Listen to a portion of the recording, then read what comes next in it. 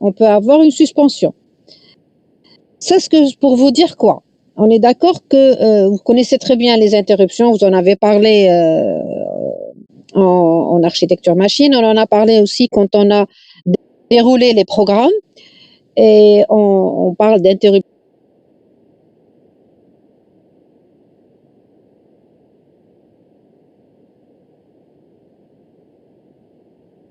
numérique de 2 points, ni au niveau de la recherche, ni au niveau de la...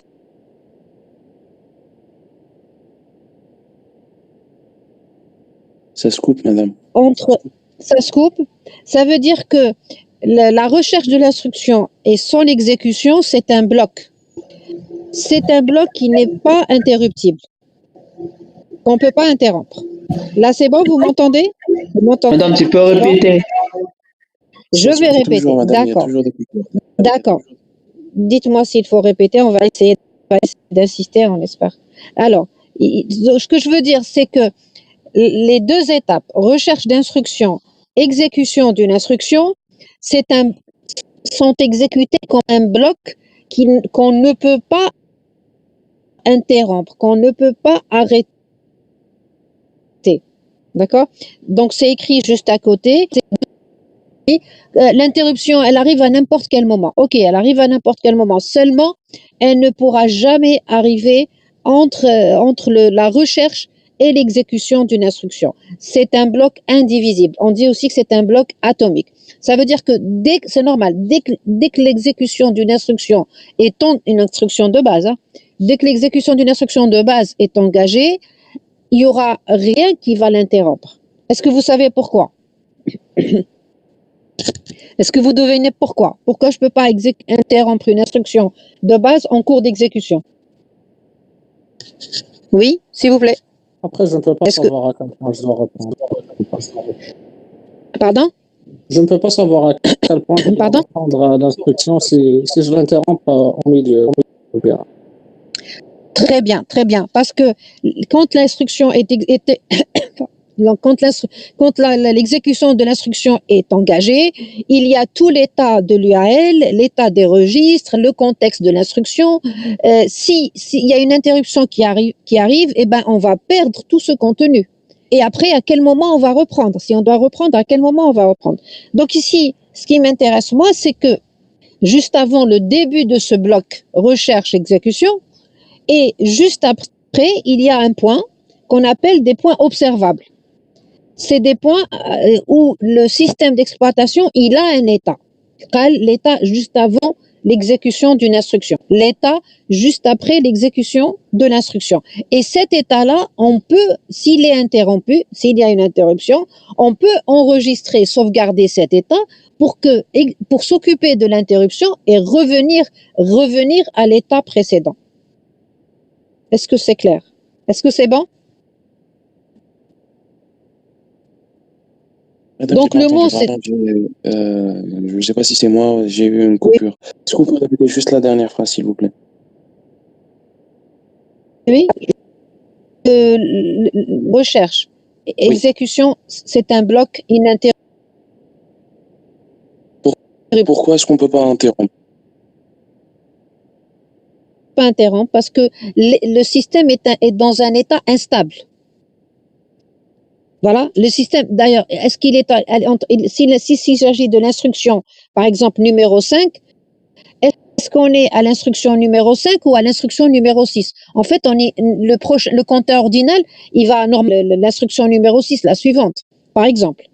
Alors qu'on est on est en cours d'exécution de l'instruction numéro 5. Donc, l'état du système n'est pas stable, n'est pas défini. L'état du système est stable juste avant le début de l'exécution d'une instruction et juste après. Quand je dis l'état du système, c'est quoi? C'est la valeur de ces registres. Quelle est la prochaine instruction? Que contient le registre accumulateur? Que contient le registre adresse, etc. Donc, lorsque il y a le début d'exécution d'une instruction, on ne peut plus interrompre le système et ça fonctionne partout de la même manière. Et d'ailleurs, si vous imaginez que les instructions, c'est une liste, instruction 1, instruction 2, instruction 3, entre chaque instruction, vous trouvez ce que j'appelle un point observable. Ça veut dire que un point qu'on peut observer, un état du système qu'on peut observer, complet. Et dès qu'on a cet état complet, oui, on peut avoir une interruption. Et si on a une interruption, eh ben, qu'est-ce qui va se passer? On va sauvegarder cet état, on va exécuter l'interruption et on va reprendre, recharger l'état qui a été interrompu. Est-ce que c'est bon? D'accord, oui. D'accord. Donc, à partir de ce moment-là, on peut plus dire que l'interruption arrive vraiment n'importe comment.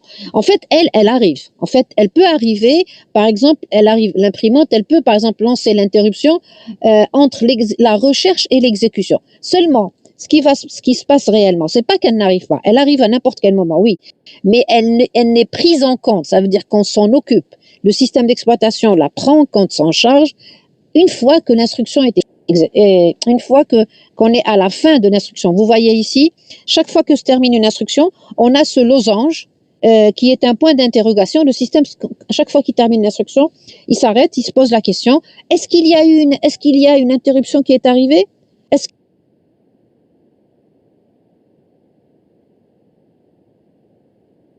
qu'il y a un moment d'arriver pour prendre en charge l'interruption? Oui. Si oui, il prend en charge l'interruption. D'accord. Donc, juste ici, il y a ici ce lot.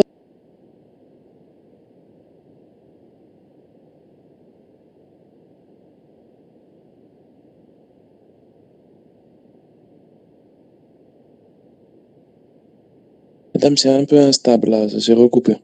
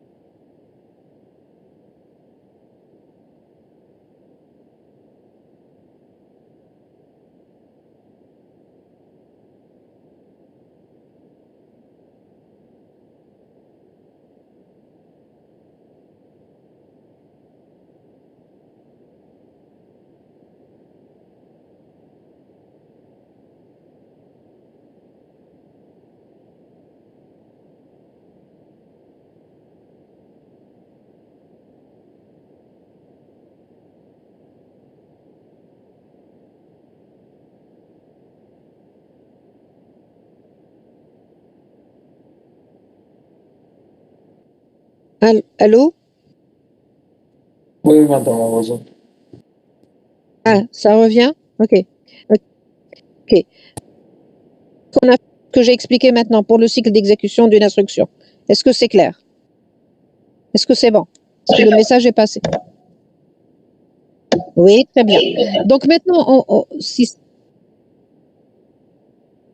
les registres, juste je rappelle parce que vous les connaissez, il y a le registre compteur ordinal, on a le registre compteur ordinal, on a le registre pile, vous voyez ici en surbrillance jaune, on a le registre PSW, oui, Madame, Moi, j'ai bloqué. oui, On voit oui. juste la première moitié de la page. Je ne vois pas ce que vous êtes en train d'expliquer. Alors, البارح بعت لكم le fichier, est-ce que vous l'avez téléchargé? Est-ce que vous l'avez moi, pour moi, je vois tout. Si je fais bouger, il suffit que vous voyez ce que je parle, ce que je dis. Les registres, est-ce que vous voyez les registres compteur ordinal? Non, peut-être à Vous cause voyez de la la pile connexion. PSW? أنا Eh, جست مع الأول الشكل d'exécution.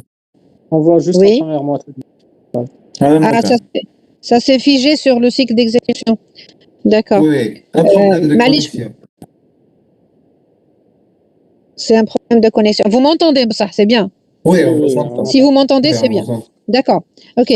Très bien. معليش, je pense vous pouvez comprendre.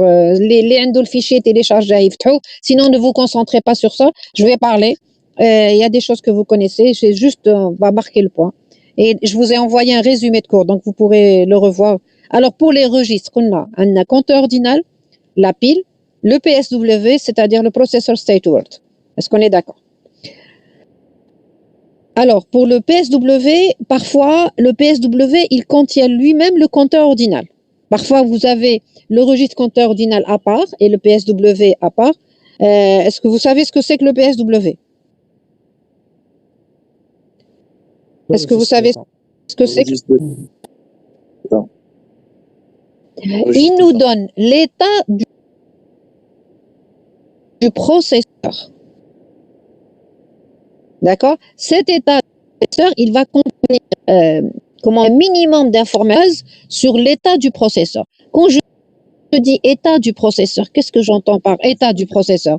L'état du processeur, c'est est-ce qu'il est actif ou pas? Qu'est-ce qu'il est en train d'exécuter? Est-ce qu'il est en train d'exécuter une instruction privilégiée ou pas? Est-ce qu'il est en train d'exécuter une instruction de l'utilisateur? C'est très importante, d'accord? Donc il y a toutes ces informations qui sont dans le processeur state word. Donc c'est ça. Donc ici on dit état du processeur. Vous arrivez à voir contexte physique du processeur. Contexte physique du processeur. D'accord? Donc, il y a, on revient un petit peu sur la notion de contexte. En fait, l'état du processeur, c'est quoi? Le processeur, c'est un processeur. Qu'est-ce qu'il fait? Il exécute des processus. Donc, quand je prends un instant, si je me mets à un instant T, le processeur va me donner son état, son contexte physique, mais en fait, cet état, il est lié à quoi? Il est lié au processus qu'il exécute à l'instant T. D'accord? À l'instant T plus 1, s'il exécute un autre processus, le contenu du processeur va être lié au deuxième processus. Je m'explique. Si par exemple, à l'instant il exécute un processus du système d'exploitation, donc l'état il va refléter le fait qu'il exécute un processeur du système d'exploitation. Et là, c'est un processus privilégié qui a tous les droits, etc., etc. Maintenant, si à l'instant T2, il exécute un processus user quelconque, eh ben, l'état du processeur va m'indiquer qu'il est en train, en fait, d'exécuter des instructions qui ne sont pas très privilégiées, qui ne sont pas prioritaires, d'accord? Donc, à partir de là, on va définir, il existe un bit. Au niveau du PSW, c'est le bit du mode d'exécution. Et en fait, il y a deux modes d'exécution. Il y a le mode user et le mode kernel. Le mode user, lorsque le bit mode, il est au mode user, par exemple, si c'est 1, on va dire 0, c'est le mode user, ça veut dire qu'il est en train d'exécuter un programme qui n'est pas privilégié, qui n'est pas prioritaire. Et donc, un programme qui n'est pas prioritaire, il peut être interrompu par d'autres programmes, il peut être interrompu par des interruptions, d'accord? Il peut être interrompu par des appels au superviseur. Par contre, si le programme qu'on est en train d'exécuter est un programme du système d'exploitation, le bit mode va être positionné, par exemple, à 0, qui veut dire que c'est un programme prioritaire, à 1, puisque 0 on a user, il va être positionné à 1 qui dit que le processeur est en train d'exécuter un processus prioritaire, donc probablement il ne faudra pas l'interrompre, donc s'il y a une interruption qui arrive, elle devra attendre, etc. Donc il y a ce bit mode qui est très très important, plus il y a aussi les bits, ce qu'on appelle les bits de contrôle, que je pense que qui dans l'état d'exécution des instructions, bits retenus, etc. Je pense que vous les avez très bien vus en architecture machine. Alors, ce qu'on peut dire, lors du passage de l'exécution d'un programme à un autre programme, ce registre est chargé par les informations de ce nouveau programme. C'est ce que je disais tout à l'heure. Le contenu du PSW reflète l'état, la situation du processus qui est en cours d'exécution. Donc, lorsqu'on doit passer à un autre processus, bien sûr, mon processeur, ce PSW, il faut charger ce PSW avec les informations de ce nouveau processus. D'accord? Donc, si je suis en train d'exécuter le processus P1, mon PSW contient le contexte et le processus P1. Après, je vais exécuter le processus P2, d'accord, puisque nous sommes en multiprogrammés. Pour pouvoir exécuter le processus P2, il faut impérativement charger les informations qui concernent le processus P2. Parmi ces informations, laquelle est la plus importante à votre avis? Ou parmi les plus importantes? Moi, je veux exécuter un autre programme, un autre processus.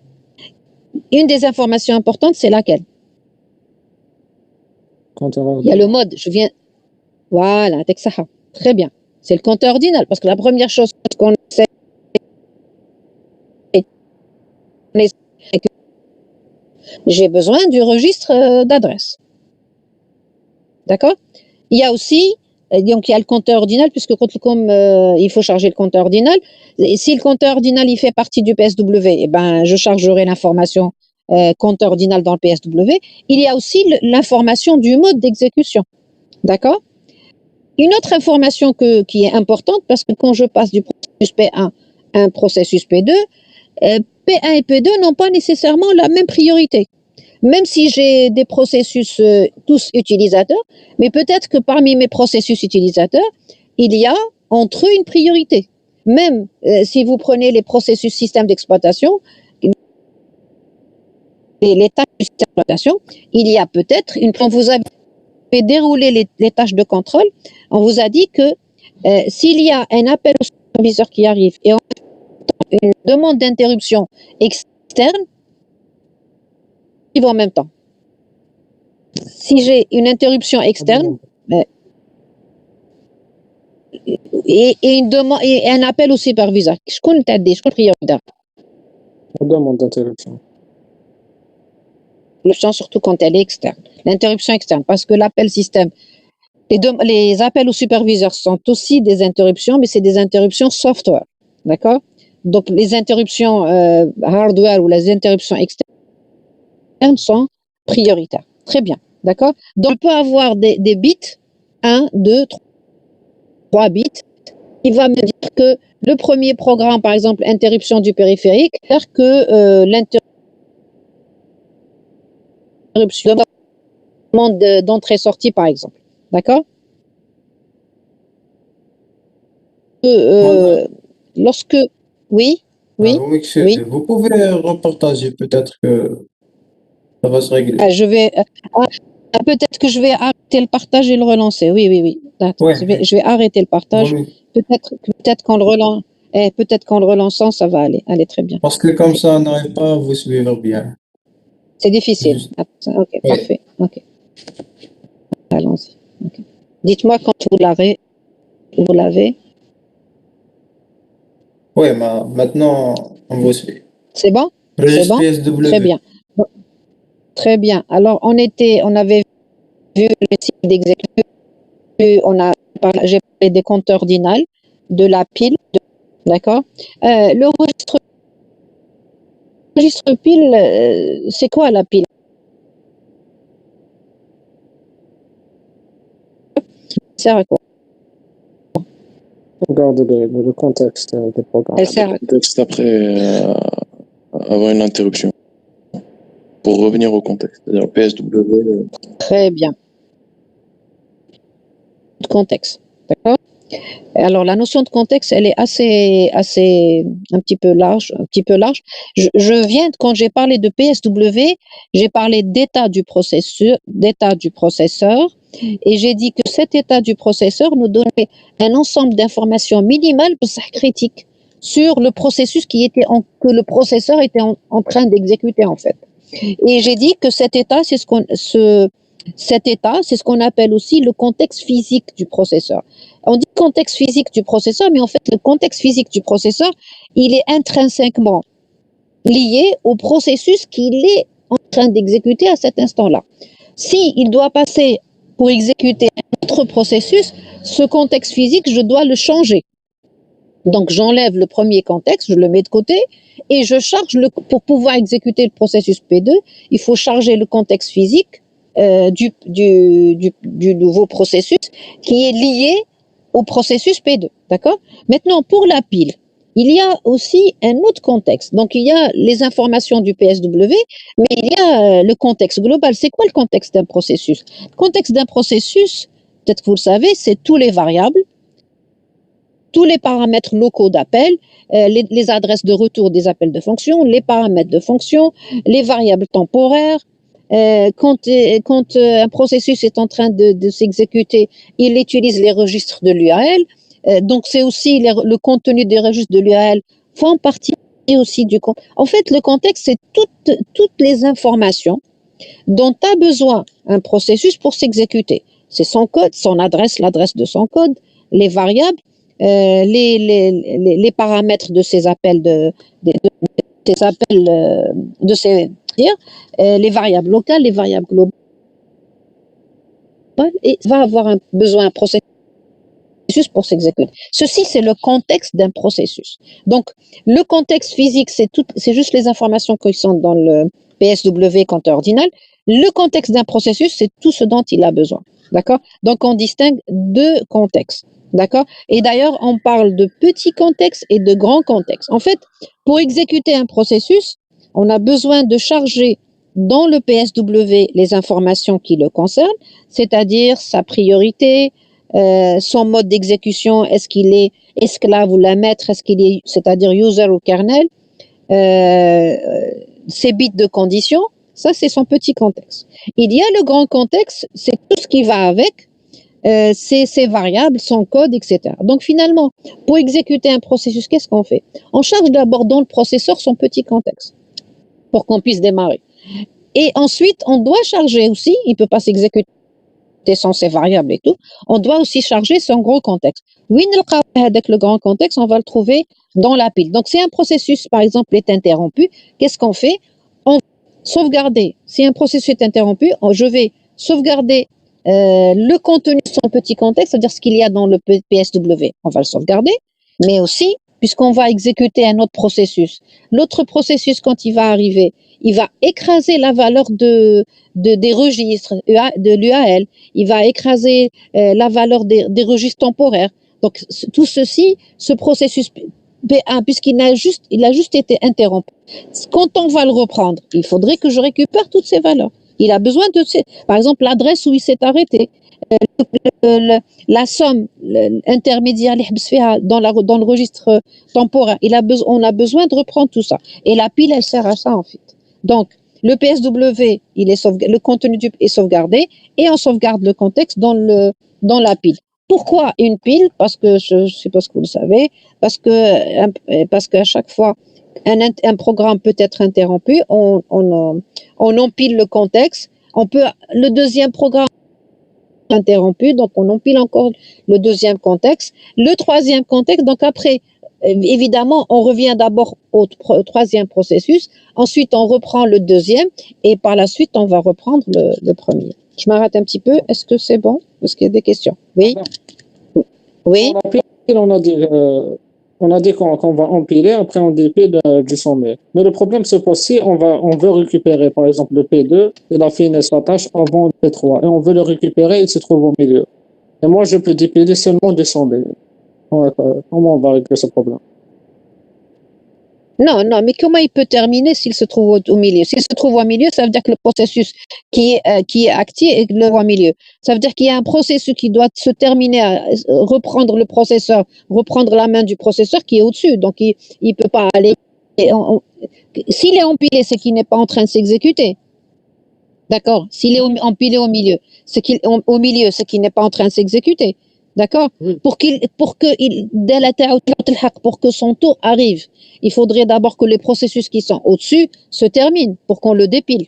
Parce que le reprendre pour l'exécuter, c'est dépiler, reprendre, charger son contexte. Par exemple, s'il y a un registre R0 qui a fait une information, je recharge dans R0 son information, etc.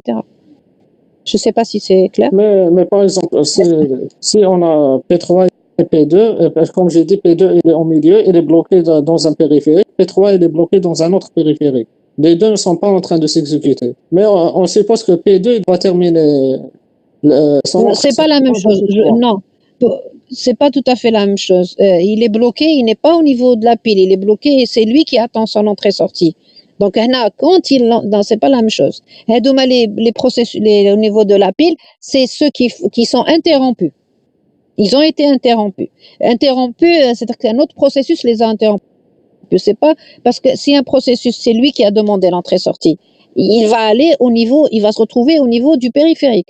Ce n'est que quand il termine son entrée-sortie qu'il redeviendra demandeur du processeur. D'accord? Ça, c'est la pile d'exécution. Ah, donc la pile, c'est seulement lorsqu'on fait des appels aux procédures. C'est ça, c'est pas. C'est la pile d'exécution. Ça veut dire que les processus qui sont prêts à s'exécuter, qui ont été interrompus et qu'on a sauvegardé leur contexte. Mais par contre, un processus qui demande une entrée-sortie, c'est lui-même qui se retire.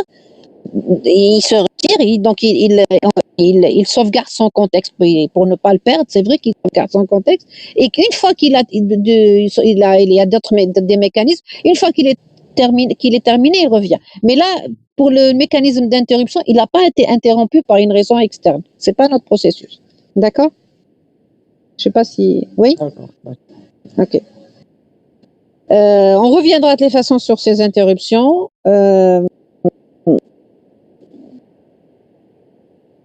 On avance? C'est bon? Donc, si vous avez compris ce qu'on disait tout à l'heure, en fait, on était en train de dire que parler d'un système, quelque chose qu'on appelle mécanisme de commutation de contexte. On est en train de commutation de contexte. Quand je dis commutation de contexte, c'est le fait de passer, quand un processus P1 est en train de s'exécuter, qu'est-ce qu'il y a dans le processeur? Il y a dans le processeur les informations qui concernent ce processus. Le contexte physique qui concerne le processus P1 qui est en train de s'exécuter. Quand on est et le contexte du processus global, toutes les informations qui est aussi actif. Ça veut dire que il ramène avec lui, par exemple, dans l'UAL, on remet dans le registre les informations qui le concernent. Ça, c'est le contexte global. Quand vous voyez ici un petit schéma, vous voyez ici un processus P1 qui est en cours d'exécution. D'accord? Le petit gribouillage là, c'est pour dire que, en fait, mon processus est en cours, il est en cours d'exécution. Donc, si ce processus P1 est stoppé, est arrêté brutalement alors qu'il n'a pas terminé, par exemple une interruption externe, s'il est interrompu par une interruption externe, qu'est-ce qu'on va faire? Il est interrompu pour aller exécuter un processus P2, un programme P2. Le programme P2, sachez que ça peut être, par exemple, la routine d'interruption fin d'entrée-sortie. Parce que c'est un programme, c'est du code. D'accord? Donc, imaginez qu'il est interrompu par un autre programme P2 ou là, un programme P2 qui est plus prioritaire. Plus prioritaire parce qu'ils sont tous les deux utilisateurs et P1 est plus prioritaire. Ou alors P1 est un programme utilisateur et P2 c'est une routine, par exemple, fin d'entrée-sortie. Dans tous les cas, du programme P1, je descends un petit peu pour voir plus le schéma. Le programme P1, bien sûr, il ne s'est pas terminé. Donc, il devra reprendre la main, reprendre le processeur pour se terminer un peu plus tard. Mais maintenant, il y a un programme P2 qui est en train de lui voler le processeur parce qu'il est plus prioritaire. Et donc, là, vers la sauvegarde du contexte de P1. Parce que si je ne sauvegarde pas les informations dont il a besoin, comment voulez-vous qu'il puisse reprendre son exécution par la suite? Il le concerne, d'accord? Tout ce qui le concerne, ça veut dire le contenu, le contexte physique qui est dans le processeur, donc le PSW, la pile, etc. Et je sauvegarde aussi son grand contexte. C'est quoi son grand contexte? C'est tout ce qu'il y a dans les registres de l'UAL, les variables, son code et toutes les autres informations. On est d'accord?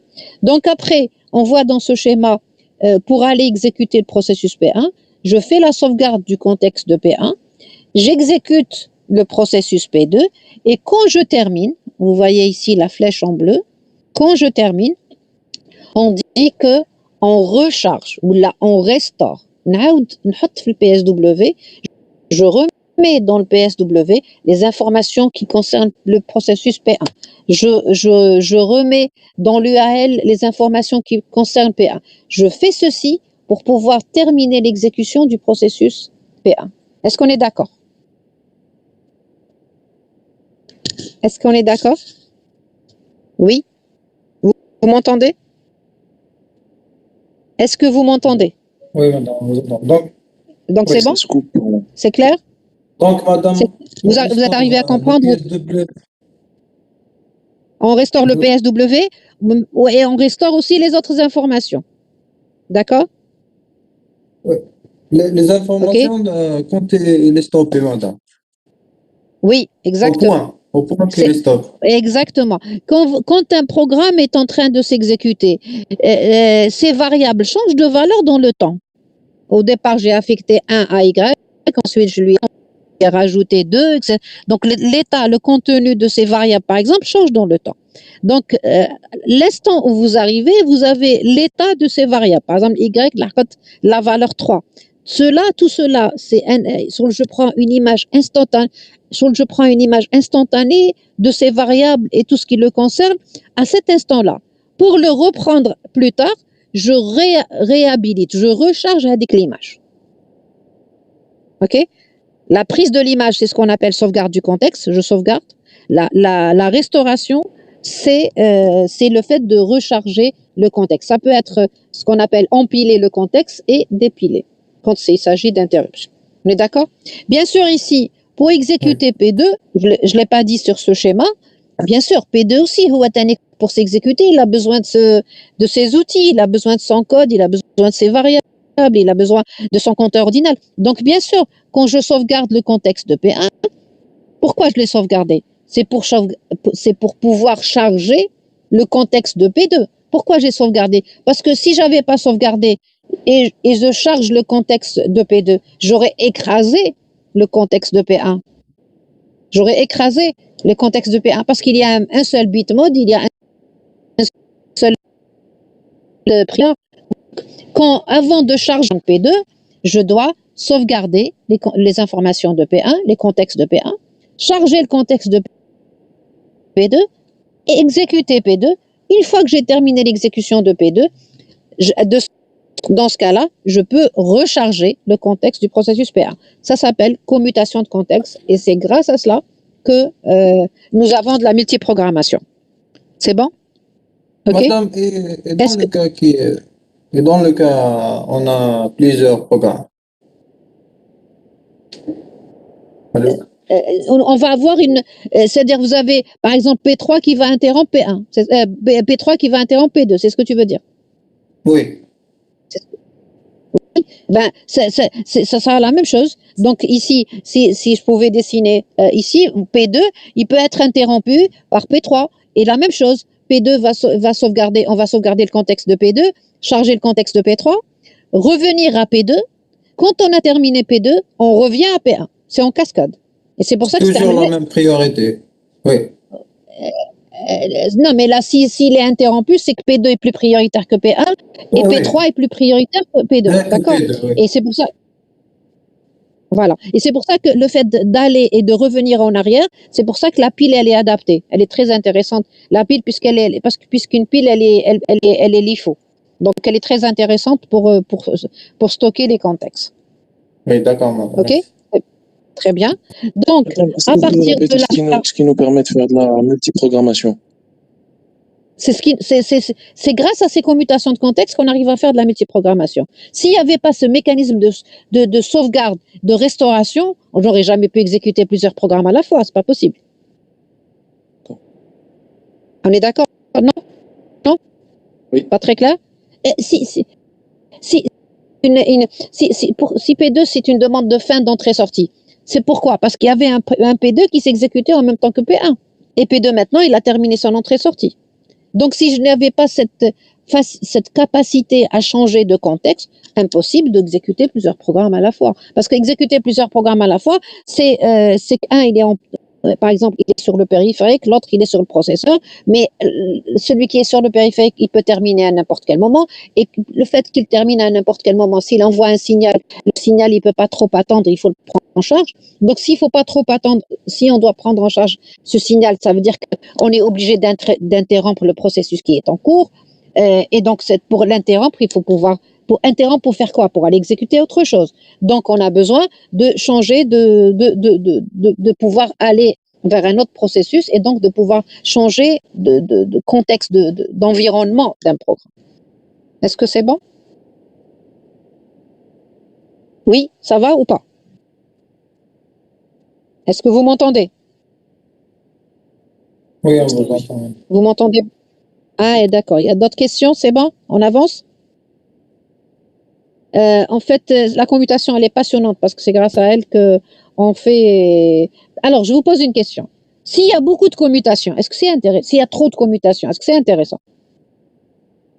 La commutation, elle est primordiale pour faire la multiprogrammation, pour faire le temps partagé, en fait, pour avoir des systèmes d'exploitation très rapides. Cependant, il faut savoir une chose, c'est quand même une opération coûteuse. Voilà, elle est coûteuse. Il faut sauvegarder beaucoup d'informations, il faut les restaurer. Donc, si vous avez un programme qui fait trop, si vous avez un système d'exploitation qui fait trop de commutations de contexte, ces commutations de contexte vont faire quoi? Ils vont le ralentir. D'accord? Si vous avez, par exemple, trop d'interruptions dans un système, le système va devenir lent. Pourquoi? Parce que les tâches, elles prennent du temps. C'est pour cela que si, je sais pas, si vous lancez plusieurs applications Internet, Explorer, etc., plusieurs applications sur votre machine et que vous essayez de travailler en parallèle, vous remarquez qu'à un moment donné, ça ralentit. Il y a tout ce passage. C'est vrai que le système, quand vous avez une bonne machine, à la limite, ça, vous le remarquez pas. Mais si vous ouvrez trop d'applications, on le sent quand même. D'accord? Alors, si c'est clair, je vais donc préciser, et je l'ai dit indirectement maintenant, en fait, je vais préciser les phases de commutation, de commutation de contexte. On l'a compris, je pense, que vous l'avez compris. En fait, il y a la commute pour aller exécuter un autre processus. Je suis sur un processus P1. Pour aller exécuter un processus P2, il faut d'abord changer le contexte. Garder le contexte plutôt pour aller exécuter un nouveau processus pour passer de P1 à P2.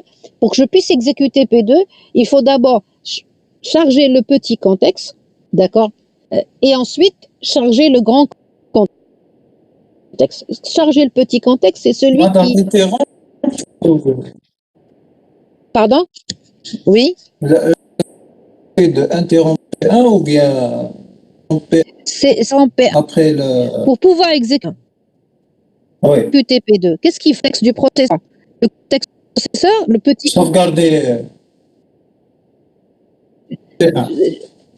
D'accord, juste je vous pose une question. Pour que je puisse exécuter P2, c'est bien précis. Pour que je puisse exécuter P2, qu'est-ce que je charge en premier? Est-ce que je charge les registres de l'UAL, par exemple, ou là, le processeur, les informations qui le concernent dans le processeur?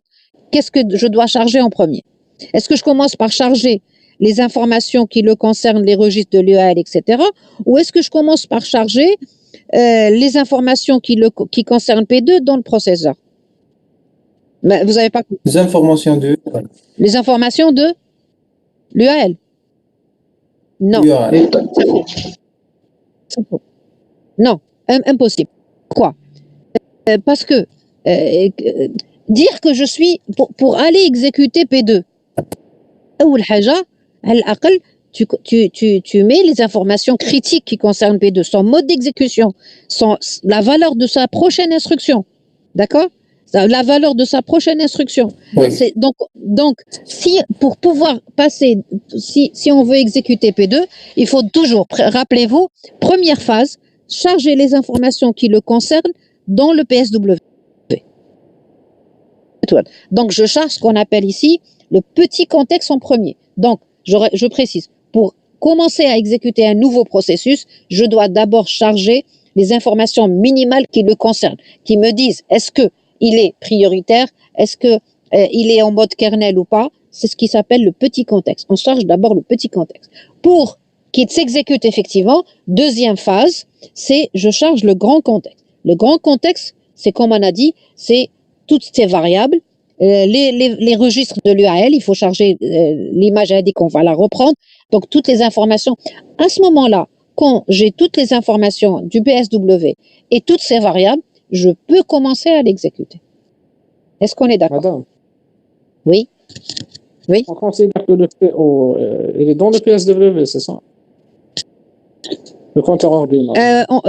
Ça nous gêne pas. Il y a des systèmes qui sont في PSW, il y a des hard qui sont à part. ماليش احنا voilà. Alors quand on parle de l'état, du contexte physique, c'est CO plus PSW, qu'il soit à l'intérieur ou pas. D'accord? Donc le compteur Ok. ordinaire appartient au petit contexte. Ah oui, parce que dire que je suis dans un processus, c'est au moins me donner l'adresse de sa prochaine instruction. C'est ça, c'est une information capitale. D'accord? Oui, c'est une information très... Voilà. Dire que je suis dans un processus, c'est que j'ai au moins l'adresse de son instruction. J'ai son code. Je suis sur son code. Je suis sur son code. Ça veut dire que j'ai l'adresse de la prochaine instruction. D'accord? Donc, c'est le petit contexte. Compteur ordinaire plus PSW. Donc, c'est très important. Alors, juste, retenez quelque chose. La commutation du petit contexte est une opération indivisible. La commutation du petit contexte. Je m'explique. J'étais en train d'exécuter un processus P1. D'accord? Je vais exécuter un processus P2. OK? Donc, je vais remplacer le contexte de P1 par le contexte physique, l'état du PSW. Le contenu du processeur, je vais remplacer les informations qui sont dans le processeur qui concernent P1 par ceux qui concernent P2. On est d'accord? Donc, j'étais en train d'exécuter P1. Donc, le processeur, qu'est-ce qu'il contient? Il contient les informations de P1. Je dois aller exécuter P2. Donc, je dois charger les informations de P2. Cette opération, remplacer, écraser le PSW, mettre dans le PSW les informations qui concernent B2, cette opération se fait de manière indivisible. Ou je معناتها indivisible, معناتها elle peut pas être interrompue. Est-ce qu'on est d'accord? Est-ce que vous avez une idée pourquoi? Allô? Est-ce que vous savez pourquoi?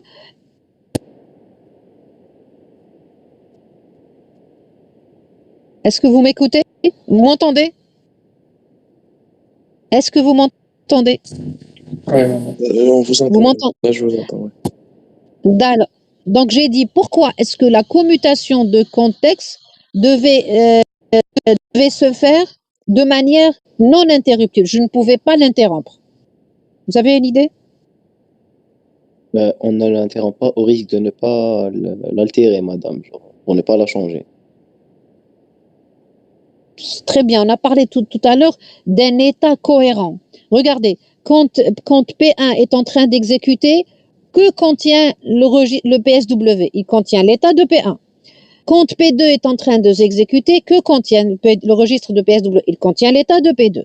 Maintenant, si je suis en train de remplacer les informations de P1 par les informations de P2, s'il y a quelque chose qui m'interrompt au milieu, il se peut que j'ai chargé, par exemple, un tiers des informations, j'ai remplacé un tiers des informations de P1 par celle de P2, et qu'il reste 2 tiers de P1.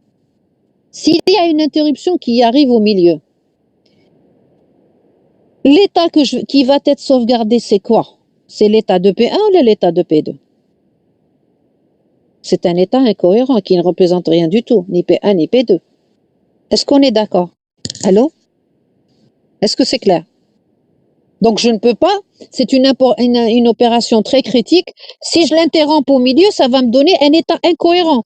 Qu'est-ce que je vais sauvegarder? Il y a un tiers des informations qui sont de P2 et 2 tiers de P1. Et en fait, le registre PSW, il est incohérent parce qu'il ne contient pas l'état d'un processus. Enfin, un mélange d'informations qui n'est pas un état cohérent. Est-ce que c'est clair pour ça? C'est OK? Vous m'entendez? Donc ici, oui. La commutation du petit contexte doit obligatoirement se faire de manière indivisible. Donc, on ne peut pas l'interrompre. Généralement, dans la majorité des cas, elle se fait de manière hardware. Ça veut dire que, puisque l'interruption, elle est un petit peu software quand elle arrive, il y a les routines à exécuter. Ici, la commutation du petit contexte se fait de manière très rapide et souvent on la fait de manière hardware pour qu'elle soit très rapide et deux, pour qu'elle soit pas interruptible. Voilà. C'est bon? On peut continuer? C'est bon? Dites-moi Madame, si j'ai c'est une bon. question. Ouais, allez-y. Allez-y. Ça concerne ça concerne la première partie. Quand le processus P1 il s'exécute, madame, après il y a une interruption.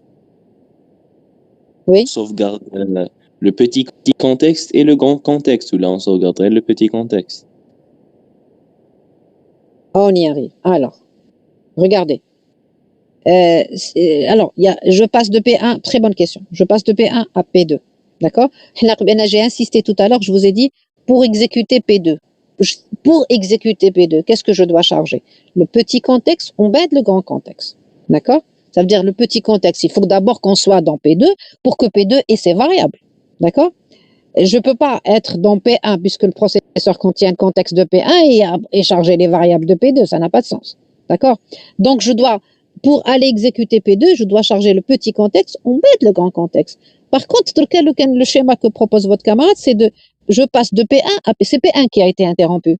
Donc, je sauvegarde le contexte de P1. Mais maintenant, puisqu'on dit que le contexte pour sauvegarder le contexte.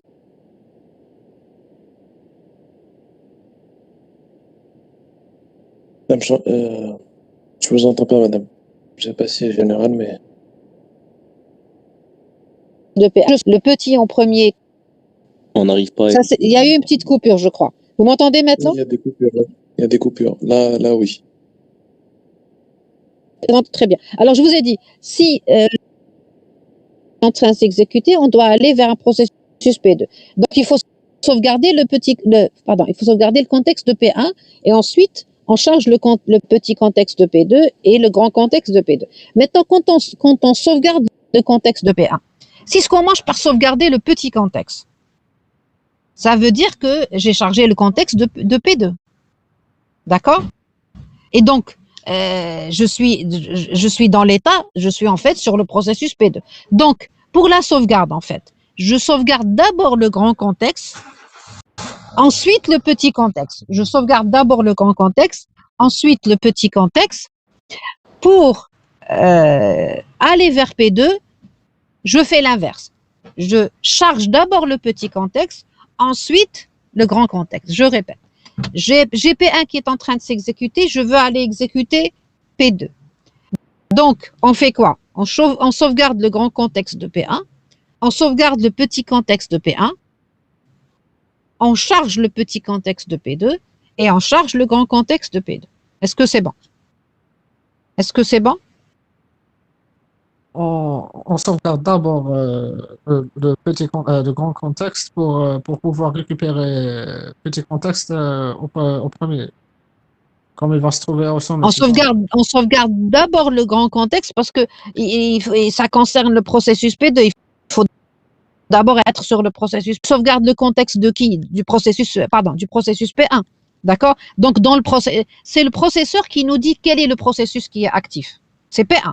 Donc, je dois sauvegarder le contexte de P1. Donc, je sauvegarde d'abord le grand contexte de P1 avant de dire que P1 n'existe plus. D'accord? Donc, le processeur à la dernière minute, quand il terminera toutes ses opérations, tout ce qui le concerne. Par contre, celui qui arrive, le nouveau, il doit d'abord s'installer, dire que c'est P2. Comment il s'installe? En occupant le processeur. Et ensuite, il va ramener tout ce qui le concerne comme variable, etc. Est-ce que c'est bon? Oui. D'accord? Donc, c'est un point. Madame. C'est un point important. Okay. Oui. Allez-y. Qui permet de charger le petit contexte et le grand contexte? Qui permet de charger? Très très bonne question, intelligente. On y arrive. Qui charge? Comment ça se fait? Alors, qui charge comment est-ce que on sauvegarde le grand contexte et comment? Alors la commutation du petit contexte, elle se fait de manière hardware. Le grand contexte, comment ça se passe? En fait, regardez, en fait, qu'est-ce qui est arrivé à P1? Il y a eu, par exemple, P2. P2 est lèche, parce que peut-être que P2, supposez que c'est une routine d'interruption de fin d'entrée-sortie. Donc, c'est P2, il a interrompu parce que P2 est plus prioritaire que P1, etc., etc. D'accord? Donc, qu'est-ce qui devra se passer? Il faut d'abord sauvegarder le grand contexte de P1. Qui va sauvegarder? Alors, j'ai dit pour le petit contexte, ça se fait de manière indivisible. J'ai pas parlé du grand contexte. D'accord? J'ai pas dit que le grand contexte se faisait d'une manière indivisible. Le grand contexte ne se fait pas de manière indivisible parce que le grand contexte, il est grand. Il y a beaucoup de choses, ça prend beaucoup de temps. On peut pas se permettre de rendre le système indivisible pendant un temps assez important. Donc, en fait, qui va sauvegarder le grand contexte de P1? En fait, c'est le processus qui interrompt. Bizarre. Et c'est le processus qui interrompt. Moi, je viens vous interrompre. Je viens vous prendre le processeur. Donc, je sauvegarde votre contexte, c'est prévu, je sauvegarde votre grand contexte, d'accord, et on déclenche la commutation de contexte. OK? C'est bon? Allô? Allô? Oui, madame, oui. Voilà. C'est bon? OK, est-ce que c'est clair? Donc, même s'il s'agit d'un programme utilisateur plus prioritaire qui a interrompu le premier programme, c'est lui qui va sauvegarder le contexte du premier. Voilà, qui va déclencher la sauvegarde, effectivement. C'est lui qui va déclencher la sauvegarde. Il va déclencher la sauvegarde du grand contexte et ensuite, il va déclencher la sauvegarde du petit contexte. D'accord, oui. D'accord? Oui, oui. Vous allez encore mieux saisir ceci. Alors ici, vous avez, c'est toujours ce qu'on a vu tout à l'heure, vous avez un exemple d'interruption, mais c'est une demande d'opération d'entrée-sortie. Donc, quand il y a une demande d'entrée-sortie, vous savez que je dois exécuter un SVC. Un SVC, c'est un code du système d'exploitation. Donc ici aussi, la demande d'entrée-sortie, c'est toujours une interruption, mais cette fois elle est software. Elle va exécuter un autre code du système d'exploitation. Donc on sauvegarde le contexte du programme user, on va exécuter la procédure du SVC et on revient en restaurant. Je ne sais pas s'il me reste un peu de temps. Oui. Oui. Attends, pour cet exemple, lorsqu'on a fait la demande d'entrée-sortie, après la routine, après je reviens au programme utilisateur. Oui. Comment je peux revenir au programme utilisateur alors que je suis pas sûr que le périphérique a fini l'entrée-sortie? En fait, ici, il va mettre, en fait, ici, ce qui se passe ici, il y a aussi l'exécution, c'est vrai que le schéma est peut-être pas très explicite, mais il y a aussi, dans cette exécution, il y a aussi l'exécution physique. Il y a la demande, ça veut dire lancer la requête sur le périphérique, et cette flèche-là, elle revient lorsque le périphérique a terminé l'entrée. Il y a l'interruption de fin d'entrée-sortie. Bon, il n'y a pas tous les détails, mais ça revient en fait avec l'interruption de fin d'entrée-sortie. Ah d'accord, donc il revient avec la deuxième routine. L'interruption, pas tous les détails. Donc il y a le... Ici, j'ai juste écrit retour. Retour, ça veut dire quand est-ce que je vais revenir au programme qui a demandé. En fait, je reviendrai au programme qui a demandé avec une interruption de fin d'entrée-sortie. Ils s'entraident. D'accord, merci. Voilà, très bien. Très bon, madame. Ok, je crois que, vous savez, je crois que je vais laisser un petit peu, est-ce que c'est bon? Absent.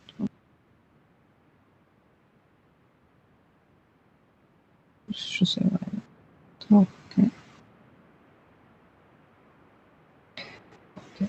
Ok. Et la prochaine fois, on va contexte. La prochaine fois, on va écrire le prochain cours, on va écrire une interruption. Et là, vous allez très bien comprendre qui fait quoi, parce qu'on va écrire du code.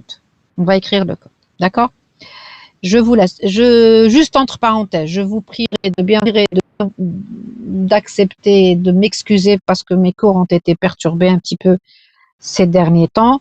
Et je vous prierai aussi de m'aider un petit peu quand je vous demande de programmer une séance de cours ou là. Je vous demande d'être un petit peu indulgent avec moi. J'ai un programme qui est un petit peu perturbé ces derniers temps. D'ailleurs, je suis en train de faire mon cours dans un parking dans ma voiture pour vous dire là. Mais ça, c'est quand on a quand même pu faire le cours. Alors, est-ce que, donnez-moi s'il vous plaît la possibilité de récupérer une ou deux séances et de préférence les après-midi ou à partir de la semaine prochaine. Je pense que j'aurai plus de temps libre. Voilà, je vous remercie. Si vous n'avez pas de questions, ou si vous avez des questions ou des remarques, allez-y. D'accord? Allô? Est-ce qu'il y a des questions ou des remarques? Oui. Madame, concernant la question Oui. que je pose sur la file, je n'arrive pas à bien saisir. Pourquoi toujours Oui. le retour est en cascade? Pourquoi c'est en cascade? Mais c'est-à-dire Pourquoi? pourquoi lorsque C'est ça. lorsque je vais revenir, je suis sûr que je vais revenir au dernier élément empilé. Ah, L'ordre, oui. je vois pas pourquoi l'ordre est toujours respecté. L'ordre est toujours respecté parce qu'on est de bons programmeurs. S'il n'est pas respecté, c'est qu'on a mal programmé. D'accord? Les programmeurs système, c'est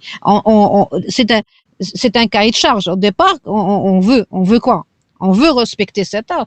Et donc, non, parce que qu'est-ce qu'on va écrire? On va écrire les routines, on va écrire les SVC, on va écrire surtout les programmes système. Et on les écrit de manière à respecter cet ordre. D'accord?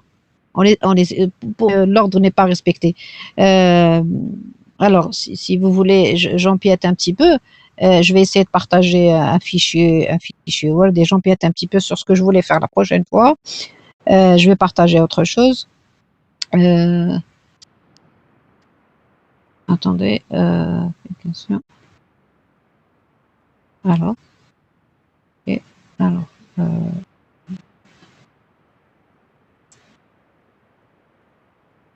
Juste, vous savez comment ça se passe? Alors, vous avez par exemple un programme P1 qui est en train. Vous voyez le partage Word? Oui, oui, oui. Oui. Vous avez un programme P1 qui est en train de s'exécuter. Imaginez que voilà. Interruption qui arrive. Cette interruption, qu'est-ce qu'elle va exécuter? En fait, elle doit exécuter un programme, un autre programme. C'est un programme du système, d'accord? Donc, il est kernel.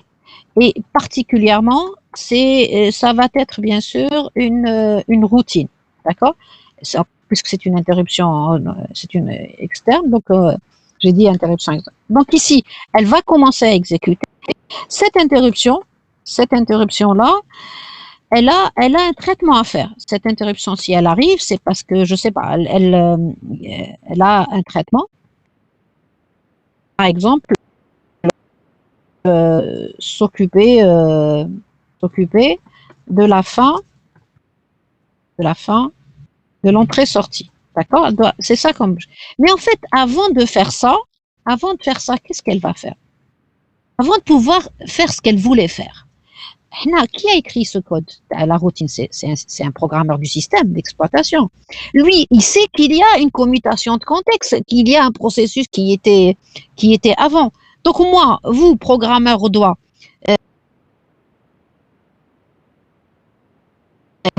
cette routine contexte.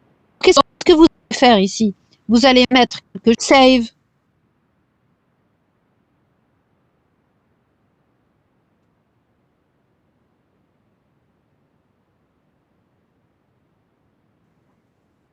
C'est la routine, c'est le programme système qui fait tout. Donc, c'est elle qui va sauvegarder le grand contexte de P1. Elle va d'abord sauvegarder le grand contexte de P1.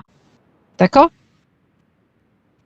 Donc, les concepteurs du système, ils vont écrire leur routine d'interruption des appels système et tout, C'est ça. ils vont s'en C'est ça. charger de faire ça. Quand tu fais un programme, d'accord, tu as un problème. Il n'y a aucun problème. On te demande de faire une application, un programme. La première des choses, c'est de définir l'idée avec la conception. Comment tu vas faire, comment tu vas arriver au résultat, etc. D'accord. Les concepts système, les interruptions s'exécutent en cascade. Donc, quand on va écrire les solutions, quand on va écrire nos programmes, on va les écrire de manière à respecter la solution qu'on a adoptée, évidemment. Et un système d'exploitation, c'est écrit par des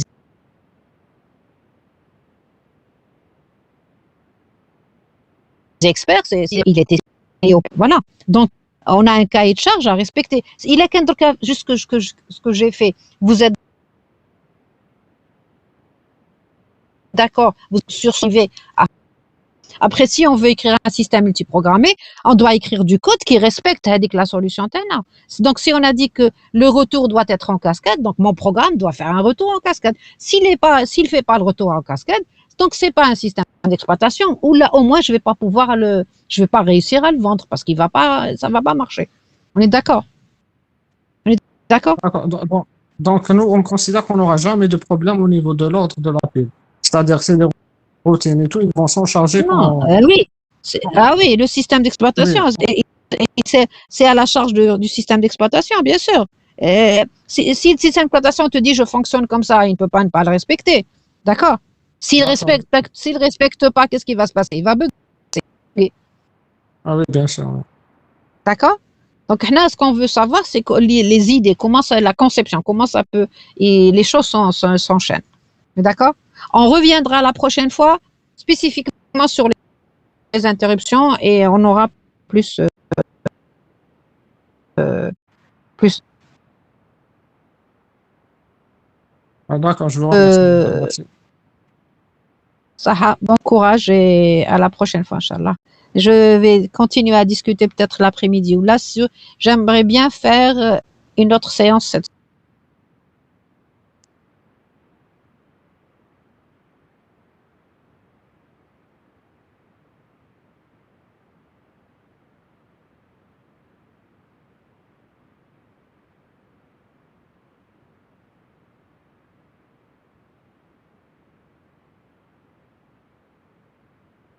semaine. Madame, j'ai D'accord? pas entendu. Ça Ok. s'est coupé. Une autre séance?